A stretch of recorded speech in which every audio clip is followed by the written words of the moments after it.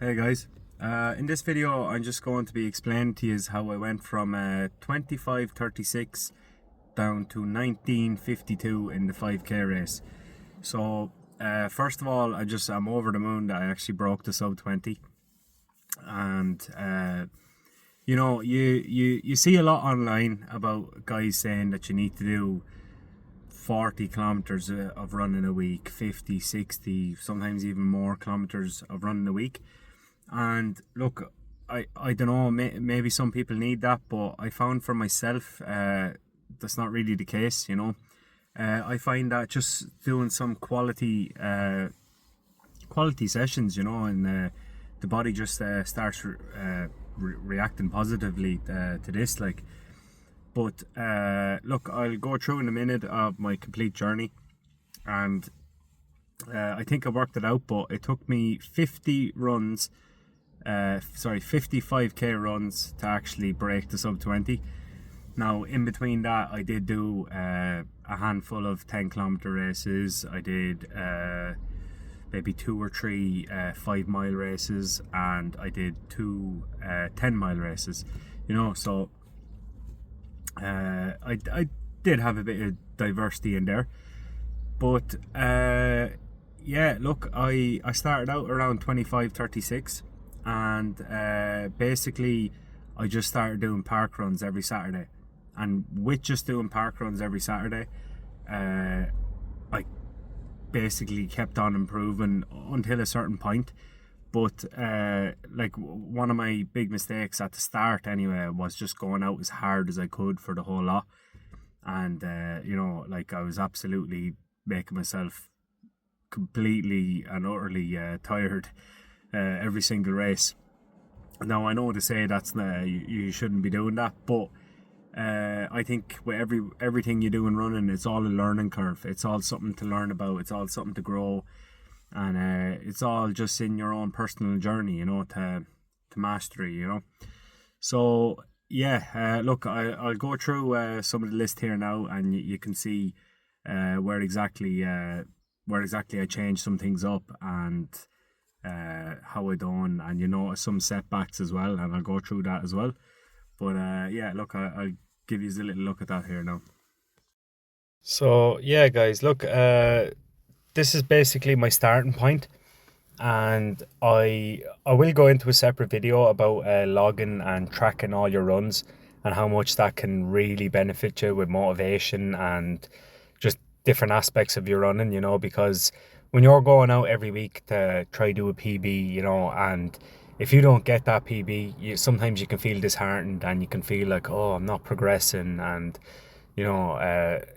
it can just derail your motivation train. So I have a separate Google sheet where I rank every 5 kilometer that I've ever done, whether that be a park run or a race, but I rank them in order of fastest to slowest, So, for example, we'll just say I did the 19:52 there just recently. That's my currently best time. So that's the sub 20. Now, let's say I go out and I do 20:05, for example, okay?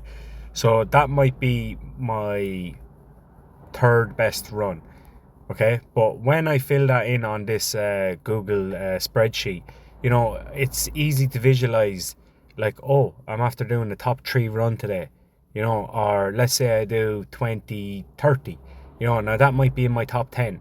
Now, yeah, I mightn't have got my PB, but with looking at it and visualizing it and seeing it as a top 10 run, it just gives you that little bit of a kick, like, oh, look, okay, I didn't PR today, but I did a top 10 run, and it's, look, I will go in more in depth into that in the next video, but it's definitely a game changer, I think.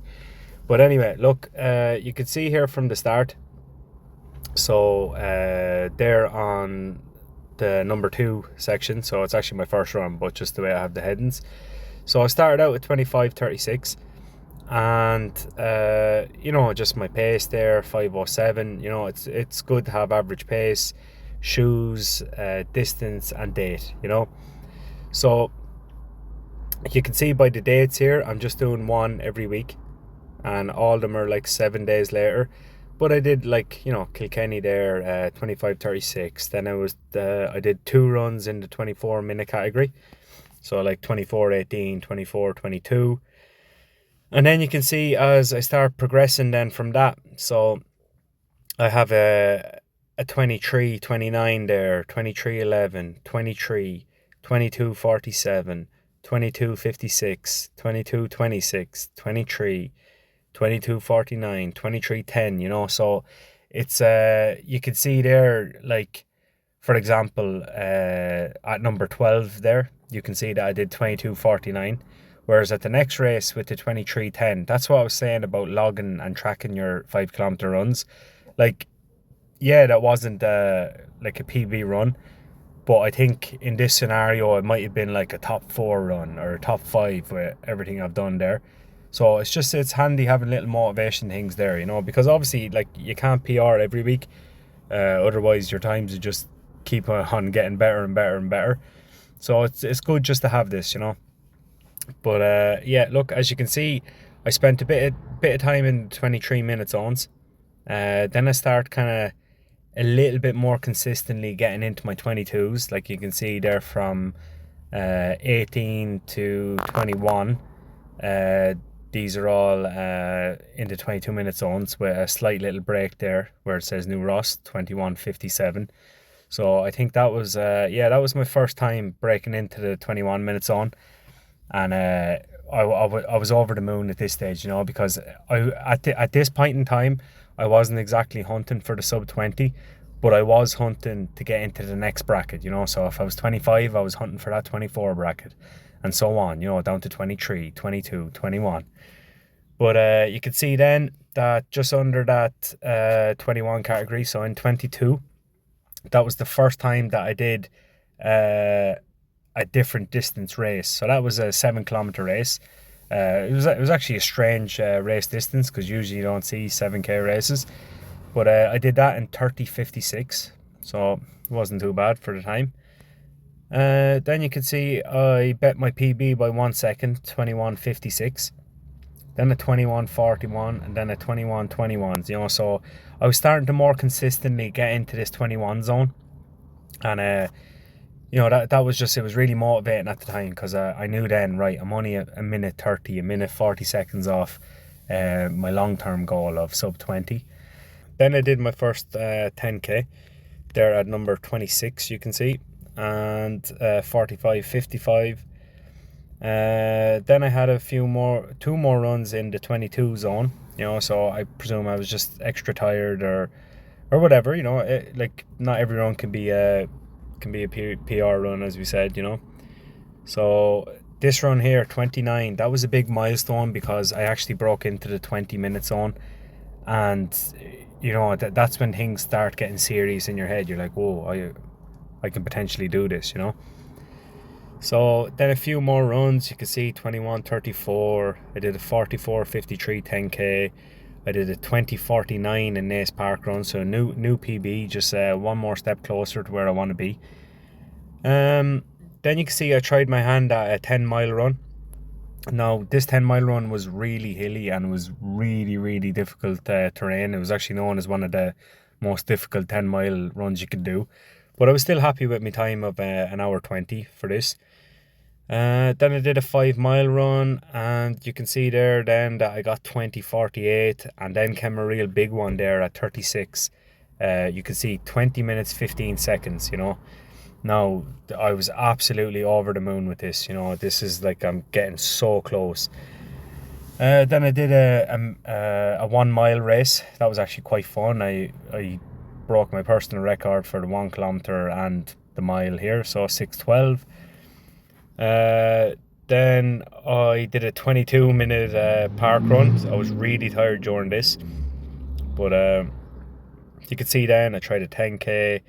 Then I did my old PB of 20:08, and at this point, I had actually thought I had broke the 20, but the race just kept on going, and you can see over the very edge here that it says 21:29, 5.3 kilometers. So it was a 5.3 kilometer race. They had done it well wrong. and there was a 5 and a 10k on that day, and the 10k was 10.4, so they'd really measured it out wrong. But you can see from my 5k time, 20.08.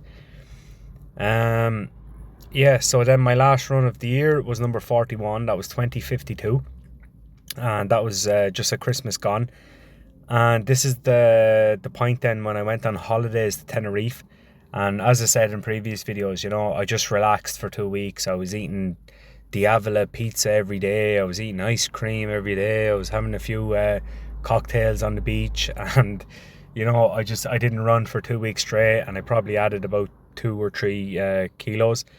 But I came back then after the new year and I tried some runs again. And you can see now I digressed a small bit. I have there at number 42.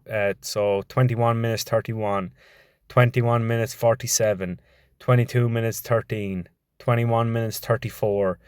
You know, so I definitely got set back a little bit here.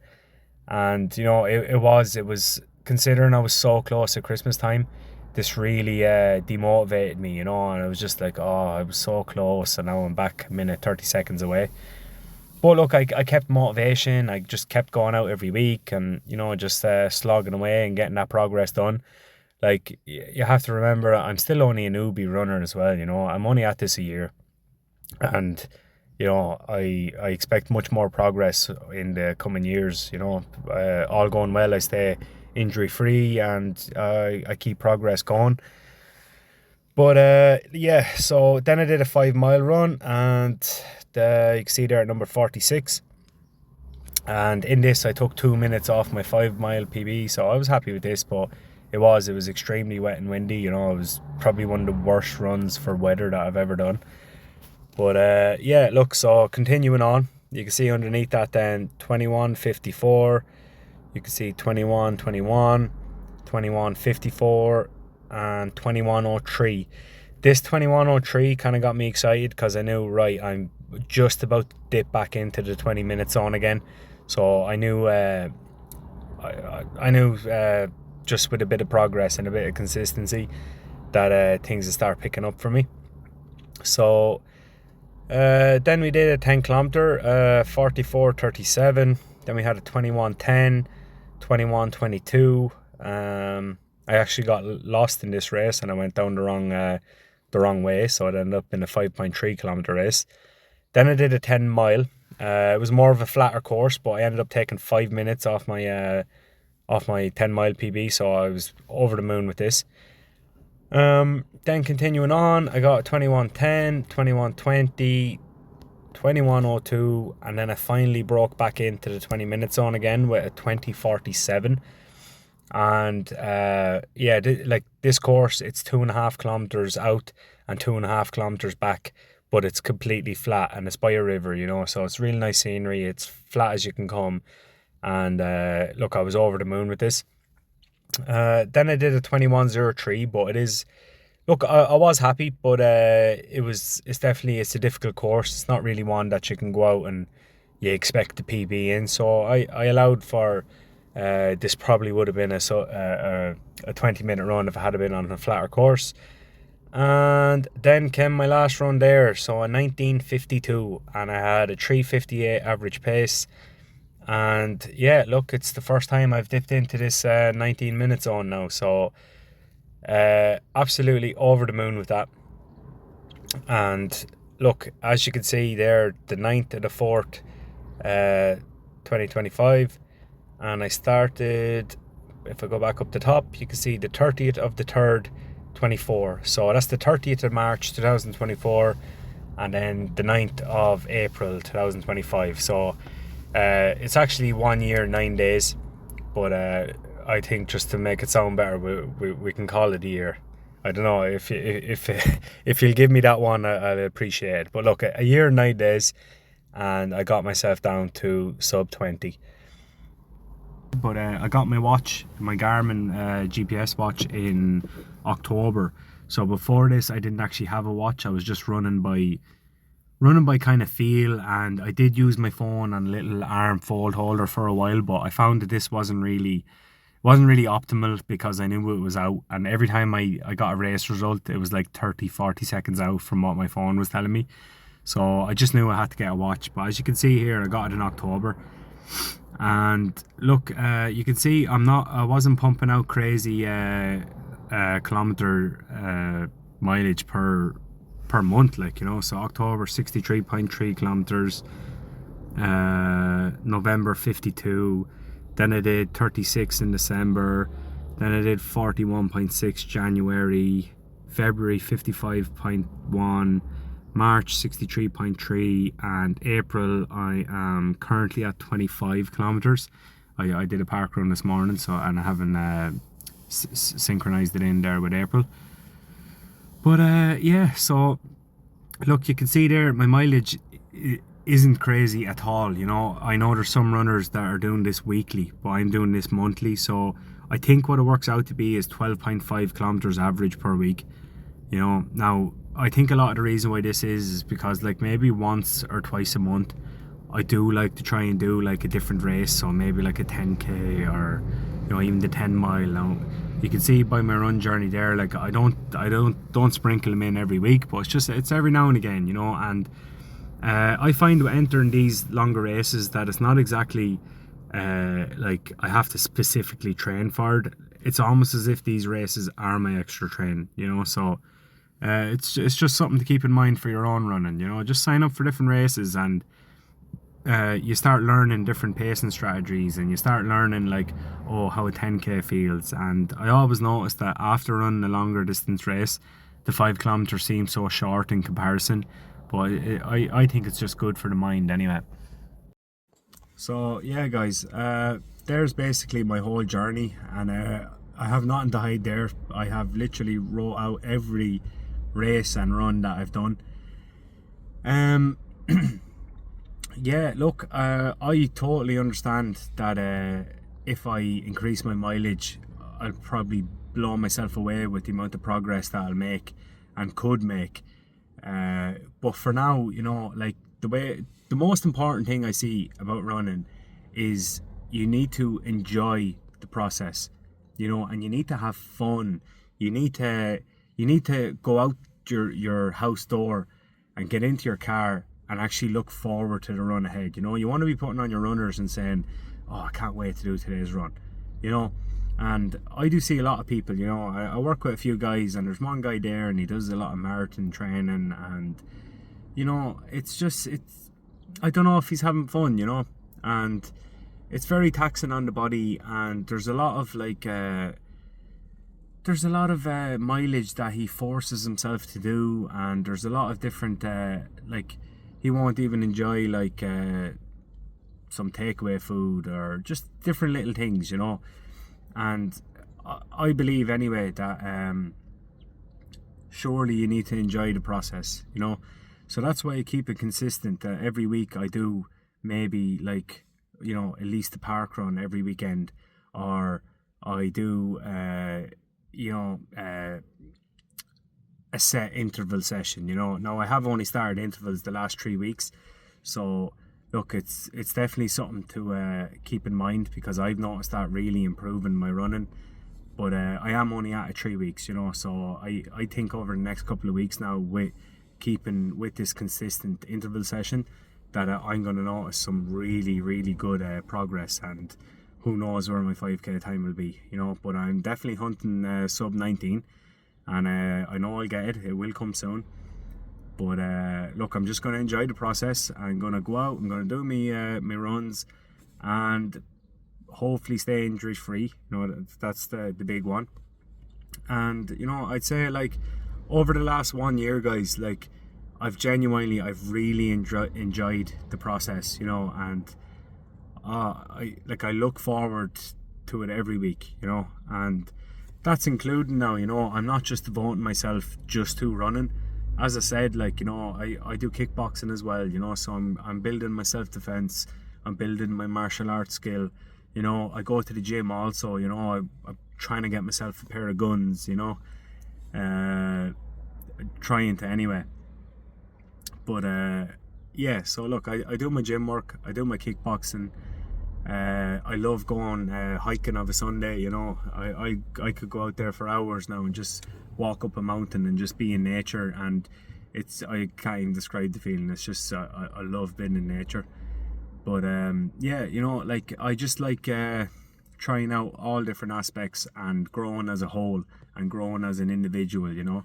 So that's why I think, look, if you're in your own journey and you're aiming for sub 20 or whatever you're aiming for, sub 19, sub 21, sub 25, just enjoy the process, you know, and don't be too hard on yourself. Like, that's definitely the main thing. Another thing I could say that would help you on your own journey is just believe in yourself too. You know, if you're setting a tough goal, understand that it's tough, yeah, and it's going to take time, but believe in yourself, you know. Like, everybody is very powerful when you put your mind to it, you know. And you really can, if you focus on certain goals, there's nothing stopping you. You know, you can easily hunt down sub 25, you can easily hunt down sub 23, sub 21, sub 20. There's anything you want to do, you can do, you know. Just keep motivated, keep your mind on the prize, and just do it, you know. And you will, don't worry, you 100% will. But yeah, so look, moving forward, after my 1 year, so I'm going to be keep running. I'm not going to stop, you know. I have lots of goals. As I said already, I want sub 19. I want to do sub 20s more consistently, and I also want them to feel easier on my body, you know. So I want my body to accustom to this sub 20 pace. And I also have other race distances as well, you know. There's so many different goals and so many different little personal checklists that I want to cross off. But yeah, look, stay tuned. I'm gonna keep uploading videos, and as I keep on getting better and better and running, and any tips that I find along the way, I'm gonna share them with you. And if I can help anyone out there to get a PB, or even just help their training in some way, shape or form, then look, I'm happy, you know. My main thing with this YouTube page at the start was basically just helping other people, and keeping away of being accountable for myself, you know. Like, with uploading these videos, it's giving me extra motivation. It's just giving me an extra drive, you know. It's just giving me something to focus on, and it's like, oh, I can share my training with other people. And I know there's so many people out there that want to try break sub 20, and there's so many people that want to try break their own personal bests, that you know, like, I find that because I'm on the same journey, that these videos might help someone, you know. And look, if they can help more than just one or two people, happy days, you know. But if it only helps one or two out there, also happy days, you know. I enjoy creating YouTube videos, and I do hope to get better in the future, and give you guys more quality content. But yeah, look, I'd like to thank you all for watching the video, and if you could like and subscribe, I'd really appreciate it, guys. It just gives, as I said, it gives me an extra bit of motivation, and I just yeah, I'm really enjoying this process, guys. And look, year 1 is complete with the running, and year 2 is in progress. So look, until next time, guys, but big things are coming soon. See yous.